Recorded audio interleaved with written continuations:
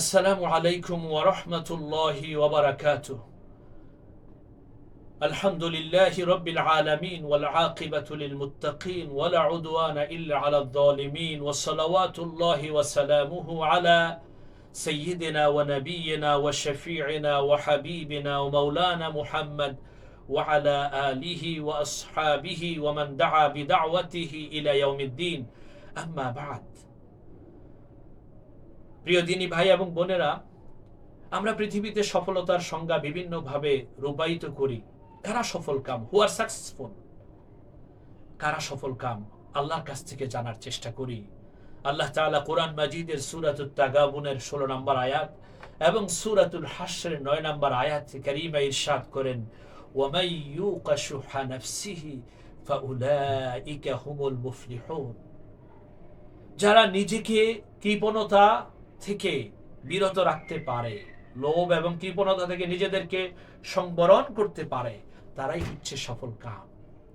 আপনি চেয়ারে বসবেন, দায়িত্বে বসবেন, বিভিন্ন লোভনীয় অফার আসবে, আপনার নিজের প্রয়োজন আছে, অর্থের প্রতি, নারীর প্রতি, অনেক জিনিসের কার না লোভ আছে, আমাদের সবারই লোভ আছে। বাট যারা নিজেদেরকে কন্ট্রোল করতে পারে, ওয়াম্মা মান খাফা মাকামা রাব্বিহি, যারা তাদের রবের সামনে আমাকে দাঁড়াতে হবে, রব্বুল আলামিনের সামনে আমাকে জবাবদিহি করতে হবে, এই অ্যাকাউন্টেবিলিটির মেন্টালিটি যারা পোষণ করে,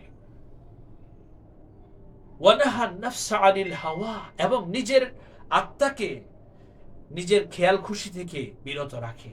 আমার চিনি খাইতে মন চায়, মিষ্টি খাইতে মন চায়, আমার তৈলাক্ত খাবার মানে আমার গোশত, গরুর গোশত, দুধ এগুলো খেতে মন চায়, বাট হার্টের রোগী, ডায়াবেটিসের পেশেন্ট আমি, তখন আমি এগুলো খাইতে মন চায়, এরপরেও আমি আমার সুস্থতার জন্য যেভাবে এগুলোকে পরিহার করি, তদ্রূপ আমাকে যে সফল কাম হওয়ার জন্য আল্লাহর কাছে যে নিজের কৃপণতা, লোভ থেকে লোভকে সংবরণ করতে হবে।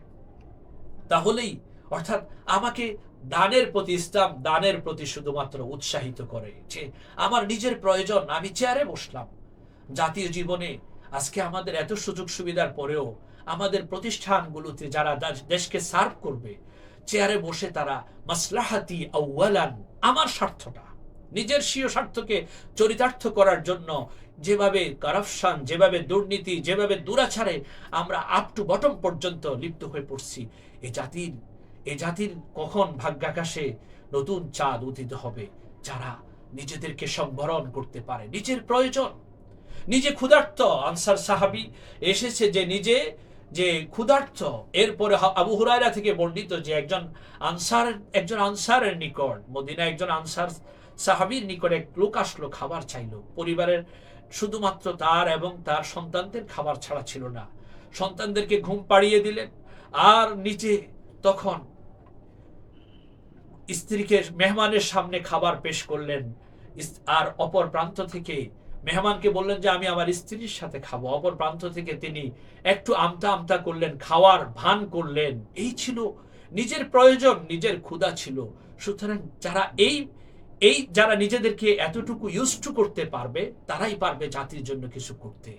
যারা শুধু ভোগবাদের চিন্তায় লিপ্ত, নিজের পরিবার, আমার স্বীয় স্বার্থ চরিতার্থ করার মনোভাসনা চিন্তা করে, এদের ব্যাপারে আরবরা একটা কথা বলেন, লা ইস্তাহিক্কু আন ইউলাদা মান ইয়াইশু লিনাফসিহি, যে ব্যক্তি নিজের স্বার্থটাকেই সব জায়গায় বড় করে দেখে পৃথিবীতে সে জন্ম নেওয়ার অধিকার রাখে না। আমার প্রিয় দিনী ভাই এবং বোনেরা, আমরা অন্যদের জন্য কাজ করার চিন্তা করি, তাহলে সফল কাম হতে পারো। কুনতুম খায়রা উম্মাতিন উখরিজাত লিন-নাস, আল্লাহ আমাদেরকে বললেন তোমরাই হলে সবচেয়ে শ্রেষ্ঠ জাতি, you are the best nation, তোমরাই শ্রেষ্ঠ জাতি। উখরিজাত লিন-নাস, মানুষের কল্যাণের জন্য তোমাদেরকে তৈরি করা হয়েছে। আমরা নিজেদেরকে একটু জিজ্ঞেস করি, আমাদের কাছে কোনো দায়িত্ব আসলে, কোনো কিছু আসলে আগে কি নিজেদেরকে প্রাধান্য দিই নাকি অন্যদেরকে?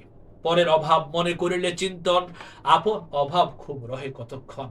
কোরআনের এই আয়াতের আলোকে দেশ, জাতির, উম্মার জন্য কিছু করতে হলে নিজেকে সংবরণ করতে হবে। আমার প্রয়োজন, সুন্দর একটা নারী দেখলে আমারও এজন্য নিজেকে কন্ট্রোল করতে হবে। সেলফ কন্ট্রোলিং পাওয়ার যদি থাকে, তাহলে আমি কিছু করতে পারবো।